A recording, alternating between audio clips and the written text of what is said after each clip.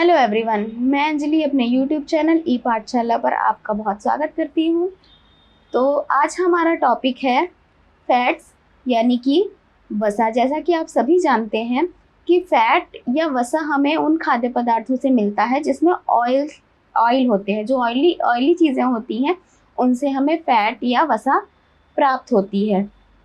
तो देखते हैं क्या है फैट या वसा। वसा शरीर को क्रियाशील बनाए रखने में सहयोग करती है। वसा शरीर के लिए उपयोगी है किंतु इसकी अधिकता हानिकारक भी हो सकती है। यानी कि वसा हमारे बॉडी को एक्टिव बनाती है, लेकिन ध्यान रहे हमें एक निश्चित मात्रा में ही वसा या फैट को अपने भोज्य पदार्थों में सम्मिलित करना है। अधिक मात्रा में इसका सेवन हमारे लिए हानिकारक हो सकता है। यह मांस तथा वनस्पति दोनों समूहों से प्राप्त होता है। इससे शरीर को दैनिक कार्यों के लिए शक्ति प्राप्त होती है, इसलिए इसे शक्तिदायक ईंधन भी कहा जाता है। एक स्वस्थ व्यक्ति के लिए 100 ग्राम चिकनाई का प्रयोग करना आवश्यक होता है। यानी कि एक स्वस्थ व्यक्ति को पर डे 100 ग्राम वसा का उपयोग करना ज़रूरी होता है उसके प्रतिदिन के कार्यों के लिए। इसको पचाने में शरीर को काफ़ी समय लगता है। यह शरीर में प्रोटीन की आवश्यकता को कम करने के लिए आवश्यक होती है। क्यों? क्योंकि जो फैट हैं वो लिपिड्स और प्रोटीन्स के बने हुए होते हैं, यानी कि लिपोप्रोटीन्स होते हैं। तो इसलिए ये हमारे प्रोटीन की आवश्यकता को कम करती है। और साथ में जब भी प्रोटीन या ग्लूकोज की हमारे शरीर में कमी होती है तो हमारी बॉडी इस वसा को हमारे शरीर का ईंधन बनाने के लिए उपयोग कर लेती है। यह आमाशय की गतिशीलता में कमी ला देती है या भूख कम कर देती है। इससे आमाशय की वृद्धि होती है। चिकनाई कम हो जाने से रोगों का मुकाबला करने की शक्ति कम हो जाती है। यानी कि बॉडी में फैट्स की कमी हो जाने पे हमारा शरीर रोगों को मुकाबला करने में अक्षम हो जाता है। अत्यधिक वसा सीधे स्रोत से हानिकारक होती है। यदि हम डायरेक्ट किसी स्रोत से ज़्यादा मात्रा में वसा ग्रहण करते हैं तो यह हमारे लिए हानिकारक होती है। इसलिए इसकी बहुत ही बैलेंस्ड अमाउंट लेना हमारे लिए ही लाभदायक होता है। वसा के प्रकार, ये वसा 2 भागों में बांटी जा सकती है। संतृप्त वसा यानी कि सैचुरेटेड फैट्स और असंतृप्त वसा अनसैचुरेटेड फैट्स। संतृप्त वसा क्या होती है? संतृप्त वसा नुकसानदेह एलडीएल कोलेस्ट्रॉल बढ़ाती है। जो संतृप्त वसा है वो एलडीएल यानी कि लो डेंसिटी लिपोप्रोटीन्स को बढ़ाती है।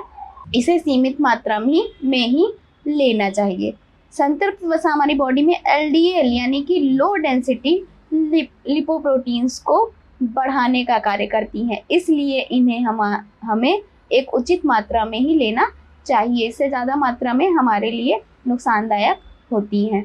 मक्खन, शुद्ध घी, वनस्पति घी, नारियल और ताड़ के तेल में संतृप्त वसा उपस्थित होती है।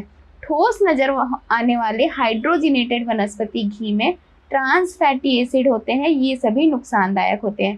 तो दोस्तों ध्यान दीजिएगा, एलडीएल यानी कि लो डेंसिटी लिपोप्रोटीन्स और ट्रांस फैटी एसिड्स हमारे बॉडी के लिए बहुत हार्मफुल होते हैं। इसलिए इनका कम से कम ही उपयोग किया जाना आवश्यक होता है। साथ ही अधिकतर हम घरों में आदत होती है कि एक चीज़ हमने किसी ऑयल में बनाई और फिर से हम क्या कर देते हैं, वो बचा हुआ ऑयल रख देते हैं और उसको दोबारा से उपयोग करते हैं। दोस्तों ऐसा बिल्कुल भी नहीं करना चाहिए, क्योंकि एक बार उपयोग कर लेने के पश्चात जो वसा या फैट होता है, ऑयल होता है, वो ट्रांस फैटी एसिड में कन्वर्ट हो जाता है। और जैसा कि अभी मैंने बताया कि ट्रांस फैटी एसिड हमारे लिए बहुत नुकसानदेह होते हैं। अब देखते हैं असंतृप्त वसा क्या होती है।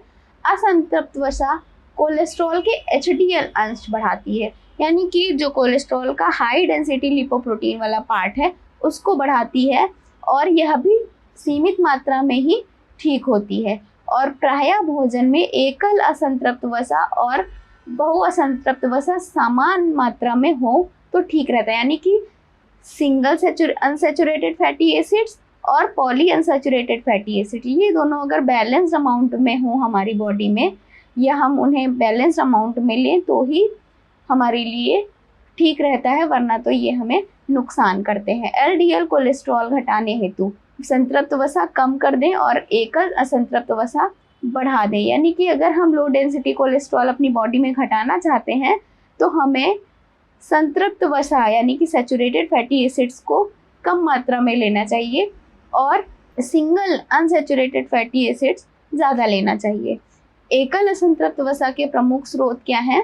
मूंगफली, सरसों और जैतून के तेल, जबकि करडी, सूरजमुखी, सोयाबीन और मकई के तेलों में बहुसंतृप्त वसा अधिक होती है। तो ये जो लाइन लिखी हुई है, एलडीएल कोलेस्ट्रॉल घटाने हेतु संतृप्त वसा कम कर दें और एकल असंतृप्त वसा बढ़ा दें।